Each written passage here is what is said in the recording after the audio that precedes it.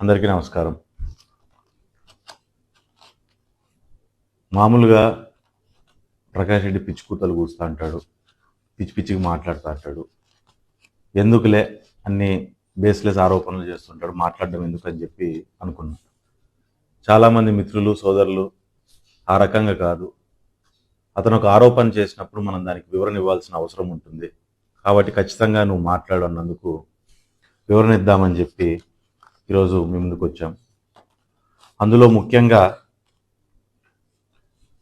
ప్రకాష్ రెడ్డి మాట్లాడుతూ కొన్ని వందల ఎకరాల భూములు, కొన్ని వందల కోట్ల కాంట్రాక్టులు చేసినా కానీ నేనేదో ఇది రెంట్ కట్టలేకపోతున్నా అని చెప్పి రాజు గారు గుర్తిచ్చారని చెప్పని ఏదో వ్యంగ్యంగా ఆయన గురించి మాట్లాడడం జరిగింది.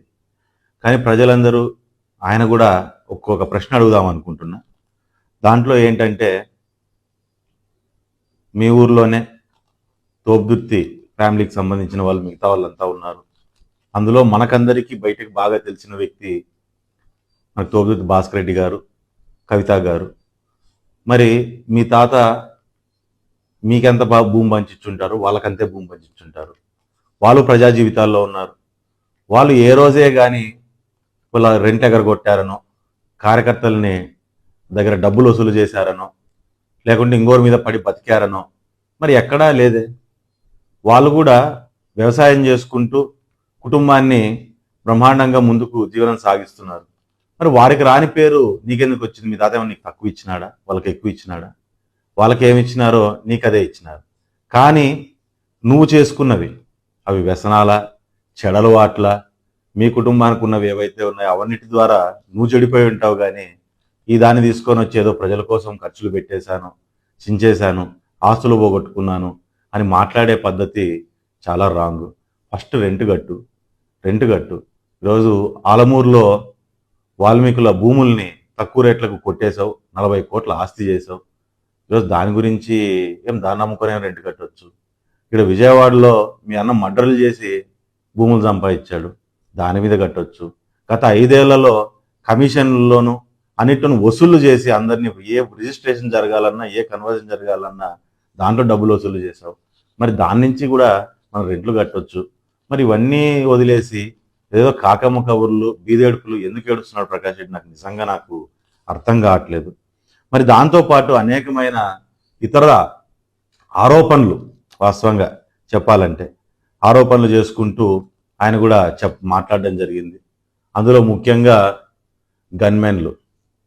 మరి గన్మెన్లు మీకు ఏదో మేము కొడాలి నాని నీకు సాష్టాంగం చేసి తెచ్చుకున్నాము గన్మెన్లు అని చెప్తున్నారు. అసలు ఈయన మాట్లాడేటివి ఎట్లుంటాయంటే పొంతనుండదు.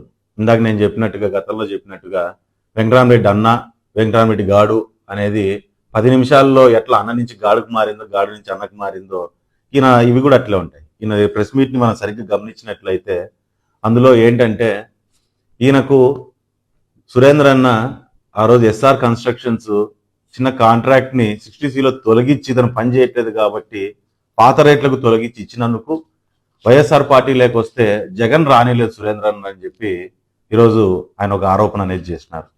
మరి ఒకటి అర్థం కావట్లేదు నాకు, నీ కేవలం కాంట్రాక్ట్ని కదిలిస్తేనే సురేంద్ర గారిని పార్టీలోకి రానికోకుండా జగన్ ఆపితే, మరి నువ్వు మా మీద పోటీ చేస్తున్నావు కదా, మరి పోటీ చేస్తానా నువ్వు మాకు గన్మ్యాన్లను ఇస్తే మరి ఎందుకు మీ పార్టీ రియాక్ట్ కాలేదు? అంటే మీ పార్టీ నిన్ను దీంతో లెక్కేసిందా? మీ పార్టీలో నీ విలువ అంతేనా? మనం ఇక్కడేనా అన్ని ప్రగల్భాలన్నీ, ఉత్తర ప్రగల్భాలు, అంతేగాని మనకు నిజంగా అంత మ్యాటర్ లేదా మన పార్టీలో? మరి అవన్నీ ఒకసారి నువ్వు మాట్లాడే ముందు ఏం మాట్లాడు, వెనకేం మాట్లాడుతున్నావు ఇది చేసుకోవాలి. గన్మెన్లు ఎక్కడో గుంటూరులో ఉన్న అతను మాకు ఇప్పిస్తే నువ్వు ఇప్పించుకోలేకపోయినావు, చేసలేకపోయినావు, నీ ఆరోపణలు, నీ పార్టీలో సమస్యలు ఉంటే నువ్వు మాట్లాడుకో, కానీ నీ పార్టీలో అసంతృప్తులు ఉంటే నువ్వు మాట్లాడుకో. ఈరోజు గన్మెన్లను తెచ్చుకునింది ఆ రోజు 2019 ఎలక్షన్ల తర్వాత గన్మెన్లను తొలగిస్తామన్నప్పుడు తీసుకొని పోయి కోర్టుకేసినాం. కోర్టుకేస్తే కోర్టులో ఆర్డర్ ఏమిచ్చింది? ఒక 10 మంది కానిస్టేబుళ్ళు, ఒక జీపు, ఒక ఎస్ఐతో శ్రీరామ్ ఎక్కడికి పోతానన్నా ఇన్ఫర్మేషన్ ఇచ్చినప్పుడు ఖచ్చితంగా వెళ్ళి ప్రోగ్రామ్ చేయించుకొని తిరిగి ఇంటి దగ్గర సేఫ్గా వదలాలి అని చెప్పి హైకోర్టు ఆర్డర్ ఇచ్చింది. హైకోర్టు ఆర్డర్ ఇచ్చినప్పుడు వాస్తవంగా చెప్పాలంటే అపోజిషన్ పార్టీలో 10 మందిని ఒక జీపులో పోలీసుని పెట్టుకొని ఒక ఎస్ఐని ఎస్కార్ట్గా పెట్టుకొని నేను వెళ్ళి ప్రోగ్రాములు చేసి వస్తే ఈరోజు మీ జిల్లాలో ఉన్న ఆ రోజున్న మంత్రులు ఎమ్మెల్యేల కంటే కూడా ఇంకా ఏదో కనపడుతుంది. అందుకంటే ముఖ్యంగా నువ్వు నియోజకవర్గంలో వీపీ అయిపోతావని ఆలోచన చేసి ఇవన్నీ ప్రొవైడ్ చేయలేక గన్మెన్లని గవర్నమెంట్ అని గన్మెన్లని ఇచ్చేసి అక్కడికి ఇది చేసుకుంది. సో నేను ఏం చేస్తున్నా మొన్న చెప్పాను నీకు, గన్మెన్లు కావాలంటే అఘాయిత్యాలు చేసుకోదబ్బా, కోర్టుకు పో, లేదంటే అప్లై చేసుకో, ఏదైనా గన్మెన్లు వస్తాయని. సో ఇప్పుడు నేనే కోర్టుకు వెళ్ళి ఆ రోజు నేను గన్మెన్లని తెచ్చుకున్న పరిస్థితి. ఆ రోజు గన్మెన్లను తీసేపించేదానికి మీ ప్రభుత్వం ప్రయత్నం చేసింది. ఆ రోజు మా మీద కేసులు పెట్టింది, 26 కేసులు పెట్టింది నా మీద. మరి అదే రకంగా కరోనాలో అరెస్ట్ చేయాలనే ప్రయత్నం కూడా నా మీద ఎన్ని చేసినా, ఈరోజు మీరు రాజారెడ్డి రాజ్యాంగాన్ని ఈరోజు నువ్వు మాట్లాడుతున్న కొత్తగా మాట్లాడుతూ చూసి సాలైంది రాజారెడ్డి రాజ్యాంగం. నువ్వు కొత్తగా తోలుతూ రాజ్యాంగాన్ని తీసుకొస్తే చూసేదానికి జనాలు కూడా ఊరికే ఏం లేరు. రాజారెడ్డి రాజ్యాంగం అంటేనే 11కు తొక్కింది, పీకి అవతల బారేసింది మిమ్మల్ని రాజారెడ్డి రాజ్యాంగం అన్నందుకే. ఈరోజు నువ్వు తోపుతు రాజ్యాంగం అని చెప్పి తిక్క మాటలన్నీ తిక్క కూతురన్నీ కూస్తాను. నువ్వు ఎన్ని ప్రయత్నాలు చేసినా, ఎన్ని ఇబ్బందులు పెట్టాలని చూసినా, నీ గవర్నమెంట్ ఎన్ని ప్రలోభాలుకి గురి చేయాలని ప్రయత్నం చేసినా ఎక్కడా ఏం తగ్గలేదు. ప్రజల కోసం నిలబడ్డాం, ప్రజల కోసం మేము పోరాటం చేశాము, ప్రజల సమస్యల మీద మేము పోరాటం చేశాము. ఒక విషయాన్ని నువ్వు బాగా గుర్తుపెట్టుకోవాలా. ఈరోజు మైన్స్ అంటావు, బిజినెస్లు అంటావు, అన్నీ జరిగిపోయినాయంటావు. గతంలో నీ గవర్నమెంట్లోనే నాకంటే మీదే బాగా జరుగుతుందని చెప్పని నీ అసంతృప్తిని నీ గవర్నమెంట్ నువ్వు వెలగెక్కే పరిస్థితి తెస్తాను. ఎస్, నువ్వు ఎన్నోసార్లు మా ఇంటి మీద రైడ్లు, నాకు ఉన్నవి రెండు క్రషర్లు, అవి కూడా నావి కూడా కాదు, మా అనుచరులు, మాకు బంధువులు వాళ్ళు ఉన్నాయి క్రషర్లు. వాళ్ళ మీదకు నువ్వు ఎన్నిసార్లు దాళ్ళకు పంపించలేదు, ఎన్నిసార్లు దాళ్ళకు పంపించావు, ఎన్నిసార్లు ఫైన్లు వేయించావు. ఎన్ని వేయించినా లీగల్గా. నువ్వు రాజారెడ్డి రాజ్యాంగాన్ని నమ్మితే మేము అంబేద్కర్ రాజ్యాంగాన్ని నమ్మాం. అంబేద్కర్ రాజ్యాంగాన్ని నమ్మాం కాబట్టి ఆ రాజ్యాంగాన్ని మేము కూడా నిలదొక్కోగలిగాము, లీగల్గా ఫైట్ చేయగలిగాము. అంతేగాని నువ్వు ఊరికే ఏదో తప్పు ఉంటే తీసుకొని ఫైన్లు వేసేసి ఇంకోటి చేయండి అంటే ఇటు వేయించుకుని కూర్చోడానికో, లేదా నువ్వు మీ గవర్నమెంట్ పెట్టే భయాలకు భయపడడానికో మేము కూడా ఏమీ సిద్ధంగా లేము. ఆ రోజు మీరు చేయలేకపోయారు, ఎప్పటికీ మీరు చేయలేరు అనే విషయాన్ని ఒకసారి ప్రకాష్ రెడ్డి ఖచ్చితంగా గుర్తుపెట్టుకోవాల్సిన అవసరం ఉందని నేను తెలియజేస్తున్నా. మరి దాంతోపాటు లోకేష్ అన్న టీంని మార్చుకోవాలి అని చెప్పి పెద్ద మేధావిలాగా నువ్వు అడ్వైజ్ ఇచ్చే పరిస్థితి నువ్వు మాట్లాడుతున్నావు. ఒక విషయాన్ని నువ్వు గుర్తుపెట్టుకో, ఆయన అడ్వైజరీ బోర్డు, ఆయన ఆలోచన పరిధి చాలా అద్భుతంగా ఉంది కాబట్టే ఈ రాష్ట్రానికి బ్రహ్మాండమైన లక్షల కోట్ల విలువైన ఇన్వెస్ట్మెంట్లు, బ్రహ్మాండమైన కంపెనీలు ఈరోజు వస్తున్నాయి. ఈరోజు ఆయన అడ్వైజరీ బోర్డుని కానీ ఆయన ఆలోచన పరిధి కానీ క్వశ్చన్ చేసే పరిస్థితి నాకు తెలిసి కెపాసిటీ ఈ రాష్ట్రంలో కానీ ఈ దేశంలో కానీ ఎవరికీ లేదు. ఎందుకంటే ఆయన ప్రూవ్ చేసుకుంటున్నాడు ప్రజల కోసం ఎట్లా పోరాటం చేయాలి, ఏ రకంగా ఈ రాష్ట్రాన్ని అభివృద్ధి చేయాలి, ఏ రకంగా ఈ రాష్ట్రాన్ని ముందుకు నడిపించాలని ఒక ఫ్యూచర్ లీడర్ లాగా, ఒక ఫ్యూచర్ అంటే ఈ రాష్ట్రానికి రాబోయే ఒక సమర్థవంతమైన నాయకత్వం ఏ రకంగా ఉండాలి అని ప్రజలు అనుకుంటున్నారో అది ఖచ్చితంగా అక్షరాల నిజమయ్యేటట్టుగా ఆయన ఈరోజు పనిచేస్తున్నారు. ఈరోజు నువ్వు చెప్తాను, మరి మీ అడ్వైజరీ బోర్డు ఇక్కడ అడ్వైజరీ బోర్డు ఒకటేలాగా ఉంటుంది అనుకుంటున్నావేమో నువ్వేమన్నా.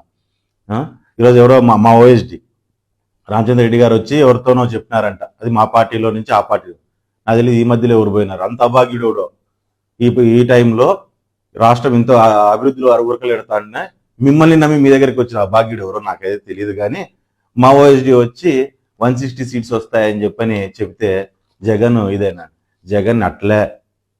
అట్లని ఆ రకంగానే వైనాట్ 170 అంటే జస్ట్ 11కి తీసుకొని వచ్చి కూర్చోపెట్టింది మీలాంటి అడ్వైజరీ బోర్డులే. అక్కడ ఈ రకంగా సునీతమ్మ 160 వస్తుందని చెప్పినారు, కాళ శ్రీనివాస్ గారు 110 వస్తుందని చెప్పినారు, పార్థసారథి గారు 90 వస్తుందని చెప్పినారు, లేదా పయాల కేశవ్ గారు 150 వస్తాయని చెప్పినారని చెప్పి ఇట్లా మాటలు చెప్పి రాష్ట్రంలో ఉన్న అనేకమైన సమస్యల్ని పూర్తి స్థాయిలో నీరుగారిపోయే పరిస్థితి.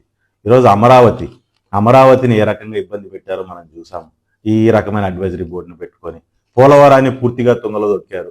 మరి అదే రకంగా ఏవైతే ఇరిగేషన్ ప్రాజెక్ట్స్ ఉన్నాయో రాయలసీమ ప్రాంతానికి అవన్నింటినీ కూడా పూర్తి స్థాయిలో ఎత్తిపోయే పరిస్థితి తీసుకొచ్చారు. ఏ రంగాన్ని చూడు ఆ రంగాన్ని అట్టడుగు వర్గానికి పూర్తిగా అడుగుకి తొక్కేసుకున్న తీసుకుపోయిన పరిస్థితి, ఆ గొప్పతనం కూడా ఖచ్చితంగా మీకే దొరుకుతుంది.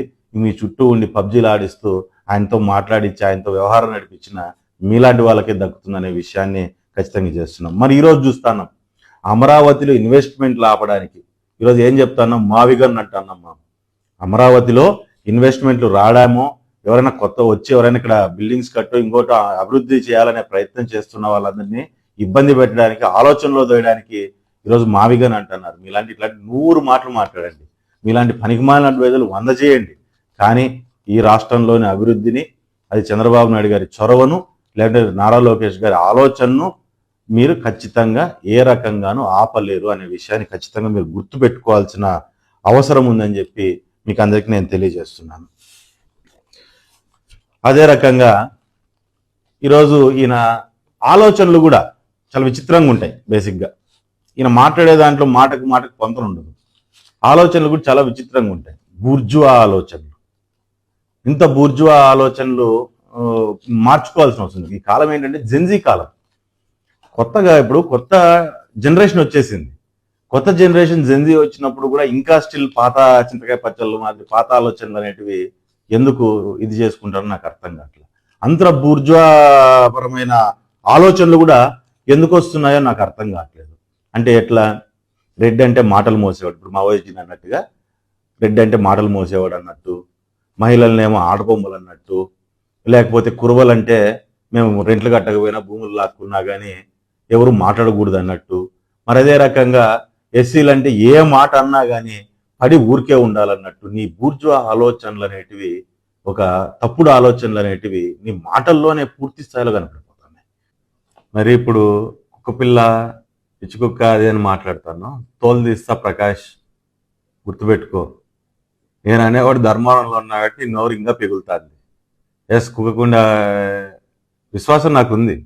నేను ఆ రోజు ధర్మవరానికి పోయినప్పుడు ఎన్ని ఇబ్బందులు పెట్టినా, నీ పార్టీ నుంచి ఇబ్బందులు వచ్చినా అన్ని తట్టుకొని ముందుకొచ్చి మీకు వ్యతిరేకంగా పోరాటం చేశారు.